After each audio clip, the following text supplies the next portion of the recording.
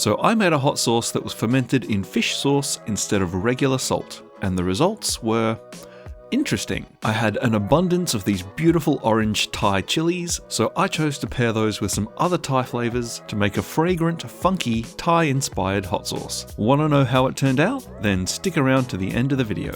Let's get snacking.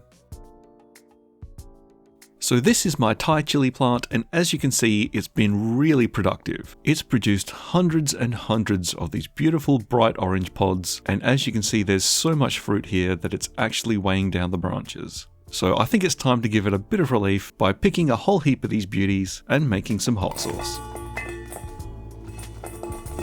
So I've gone ahead and done that, and now I've got this mountain of beautiful peppers. Now last year I made a video where I fermented a hot sauce using MSG. It was kind of a bit of an experiment and the results were really interesting. That video did really well, and one of the things a lot of people were saying in the comments is that they'd like to see a similar experiment done with fish sauce. So today I'm putting away the MSG and going for a different form of umami packed salt, fish sauce. But before we get started, I don't want to accidentally spill anything on my nice new Adventures in Snacking t-shirt, so I'll put on some protection.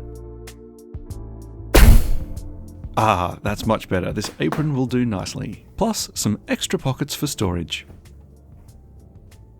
So before we get too far ahead, I'm taking the weight of the jar that I'm going to use to ferment in. It's 405 grams, so I'm going to write that down because we'll need it for later. And the first main ingredient that I'm adding today is garlic. It adds a really nice savoury pungency, and I think it'll pair with the Thai flavours really well. And I don't really need to do much to prepare these for the fermentation. I'm just slicing off the woody bit at the end and then chopping them in half.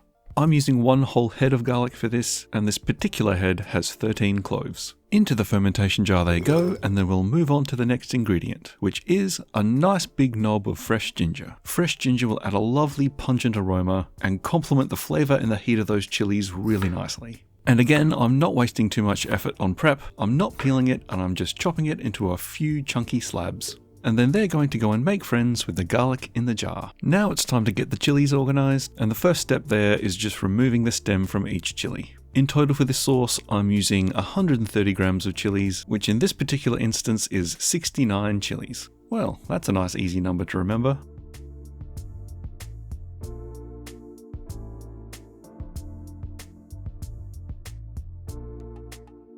And then I'm just splitting each chili in half lengthways. This will make sure that the fermentation brine can get to all of the surface areas of the chili with minimal air pockets. This will help to make sure that the brine will prevent any spoilage on any areas of the chilies. And then before they go into the jar, I'm just giving them a rough toss around just to knock off the worst of the loose seeds. Seeds tend to float to the top and can spoil the fermentation, so I really want as few of these as possible going into the jar. I could go one by one and completely de-seed the chilies entirely, but I'm not doing that today because A, I want the extra heat and flavour that comes with the membrane the seeds are attached to, and B, I can't really be bothered. So once that's done, they're going into the jar too. Then next, to add some bulk and extra flavour but without adding any extra heat, I'm going to throw in some regular capsicum. It'll have a really similar flavour to the hot chilies, but it won't add any extra heat. And I'm keeping these in fairly large cheeks because these will serve the additional purpose of acting kind of like a lid or a barrier, which is going to help keep all of the ingredients submerged under the brine. And that's really important for a healthy fermentation. Always remember the golden rule of fermentation. If it's under the brine, it's probably fine. If it floats like a duck,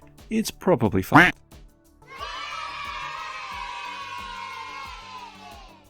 And again, to make sure that there's no big air pockets, I'm just trimming the edges of some of these pieces so that they're nice and flat. Then all of those pieces of capsicum, including the trimmings, are going into the jar, starting with the smallest bits and working up to the biggest.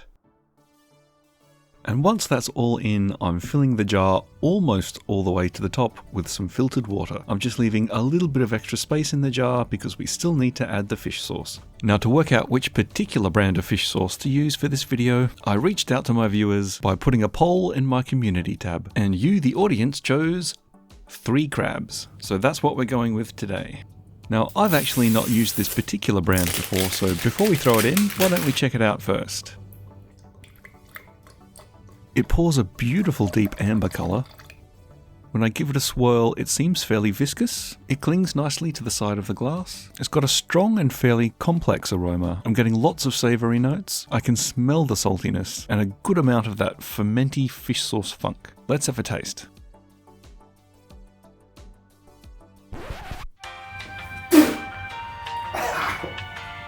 Oh, that's salty.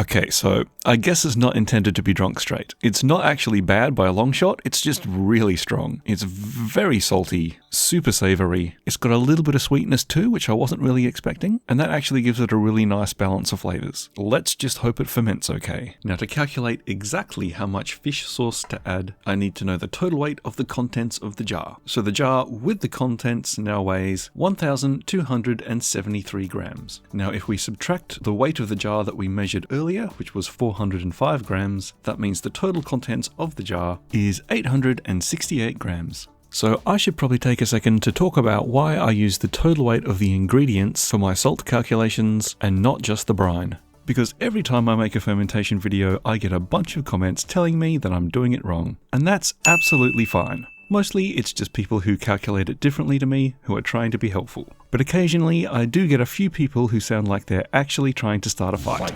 And if that's something you like to do, that's absolutely fine too. Feel free to light up the comment section right now. I do try my best to leave a reply on every comment I get on every video.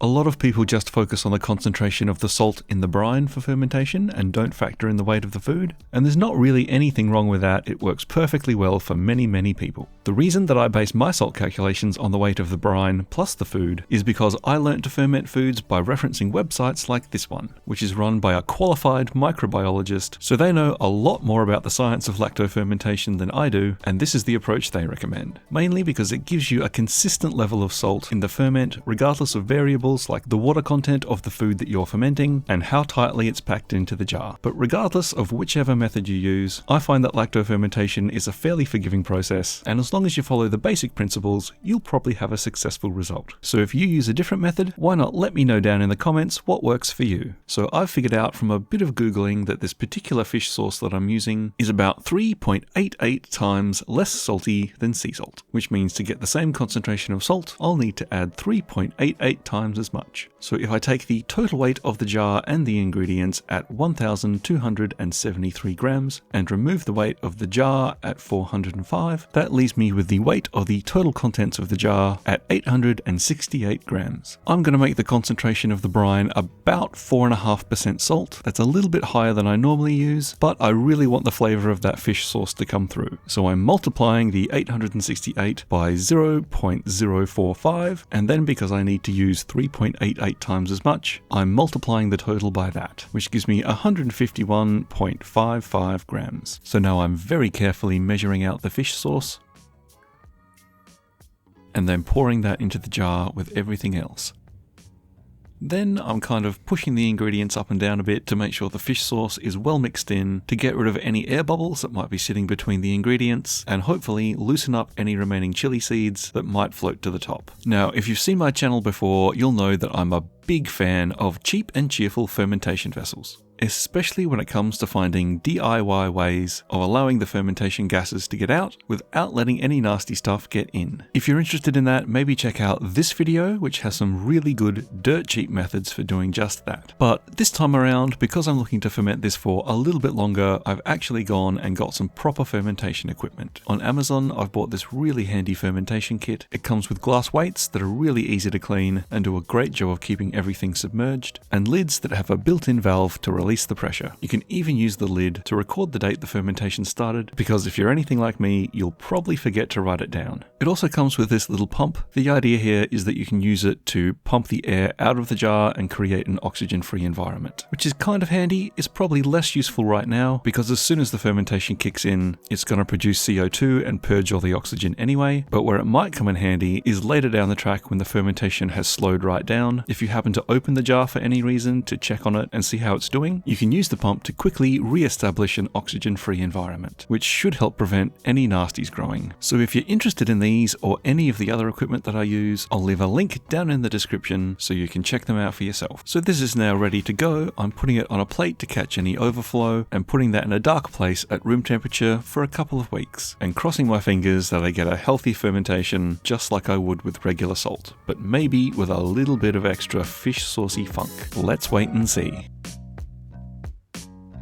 And this is that fermentation after about a week. There's certainly plenty of bubbles that have been created by the fermentation. If I loosen the valve slightly, you can hear some of the gas being released and more bubbles floating to the top. It looks and smells pretty clean, so far so good. Let's leave it for another week and see what happens. Now, I ended up letting this go for about 3 weeks, and now it's still looking really healthy. All the fermentation activity has slowed right down. It's no longer actively bubbling, so I think this is pretty much completely fermented out and ready to go. So let's open it up and see what we have. Okay, so there we go. We've got no nasty floaters, definitely no mold. It certainly looks nice and clean. And now we'll get the glass weight out of the way. Now let's give it the sniff test. It smells nice and clean. Despite having been in there for a few weeks, it's retained a surprisingly fresh chili and capsicum aroma. It's a little bit funky, it's very fruity, and it's got a very distinct savory edge to it. It's almost like pepperoni or maybe bacon. It's got that really distinct spicy cured meat kind of smell. It's really interesting. I'm curious to see how much the fermentation managed to drop the pH level, so I'm just giving it a quick pH test, and it looks like it's got it down to about the 4.1 mark, which is pretty good. I'm going to add some other acidic ingredients prior to bottling, so that should bring the pH down even lower to a point where it should be shelf stable. Now I'm pouring off some of the brine because I don't want the final sauce to be too runny, but I am keeping all of it aside so that I can add it back in later to get the right consistency. So the next step is to cook out the sauce. This will soften all the vegetables and make it easier to blend. It'll help all of the flavors of the ingredients to meld together, and it'll ensure the fermentation is completely stopped so we don't end up with bottles exploding in the fridge. So all the ingredients into a saucepan and then adding enough brine back in to cover everything. To add in a little bit of extra sweetness and in keeping with the Thai vibe, I'm adding in a lump of palm sugar before putting this on the stove and bringing it up to a boil. I'm going to let this simmer for 15 to 20 minutes. That should be more than enough time to cook out and soften all the ingredients. And the water level has dropped a bit as it's boiling, so I am adding in all of the rest of the brine to keep things covered. Now that's all looking nice and soft and tender, so I think we're ready to turn this into a sauce. So again, I'm pouring off some of the brine to keep aside so that I can adjust the consistency later, and then I'm going in with a stick blender. Ow! Okay, it looks like this might be the wrong vessel to do this in. Let me go find something that's a more appropriate shape. That might be a little bit safer. Ha! It's a good thing I'm wearing an apron. Right, let's try that again. Now this is looking like a reasonably good saucy consistency. Probably don't want it much thicker than this because I will be adding a little bit of xanthan gum later to help keep it stable. I'll give it a preliminary taste test to see if it needs anything. And it's pretty good, but I think it could use a little extra sweetness, so I'm throwing in another half a lump of palm sugar. And for a little more acidity and a nice bright citrusy kick, I'm squeezing in the juice of a lime. Then another blend to get that all incorporated, and then I'm going through the optional step of passing the sauce through a sieve. This is just going to strain out any solids and make sure that we're left with a nice smooth sauce. But I'm not going to throw away any of those solids. They can be dried out and used to make a really flavorful spice powder. And I'll show you both how to do that and a really great use for it in an upcoming video. So make sure you hit the subscribe button and turn on the notifications to make sure you don't miss that one. So after straining, this has left me with about 2 cups of sauce, which should just nicely fill 2 bottles. And this will be our last chance to taste the sauce before finishing. So just one final check to see if it needs anything else, keeping in mind that it's hot now, so when it's cooled the flavors will all be slightly muted. So I'm just looking for a nice balance in the levels of sweetness, saltiness and acidity. And this is tasting pretty good. I like to give this one final blend, and while I'm doing so, I'm adding in about 1/8 of a teaspoon of xanthan gum. This tiny amount of xanthan gum will make the sauce nice and glossy and give it a tiny bit of extra body so that the solid and liquid components don't separate out into different layers over time. So one final pH test, and this is definitely below 4, so it should be shelf stable, but I tend to keep my hot sauces in the fridge anyway. I find it just keeps them tasting fresher for longer. So I'm popping that into a couple of clean bottles, and I'm really digging the bright, vibrant orange color of this sauce. They're looking absolutely beautiful. I'm going to leave them to cool down, but I'm really excited to taste this sauce. And whenever I'm making a new hot sauce for the first time, I like to take a standardized approach to testing it, because tasting hot sauce on its own doesn't necessarily give you the best representation of its flavor, because that's not how most people eat hot sauce. Hot sauce goes on food, and that's how I like to taste it. But to give each new sauce a fair go, I always taste them for the first time with the same food. And for me, that food is Dino Nuggies. They're simple and savory, but neutral enough to be a good vehicle for most different types of hot sauce. Ooh, nom nom nom nom nom. Nom nom nom nom nom nom nom nom. Nom nom nom nom nom nom nom. Let's see how we go.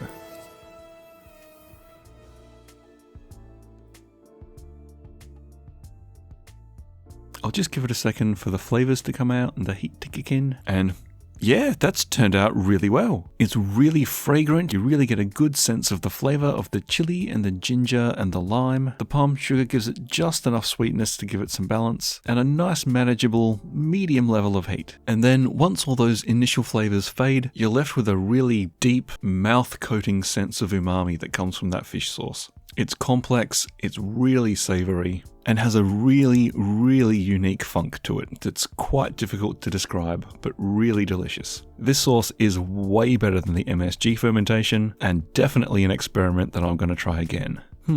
Maybe soy sauce next time. We'll see. But for now, I hope you've enjoyed watching. Why not try this video next? And until next time, happy snacking.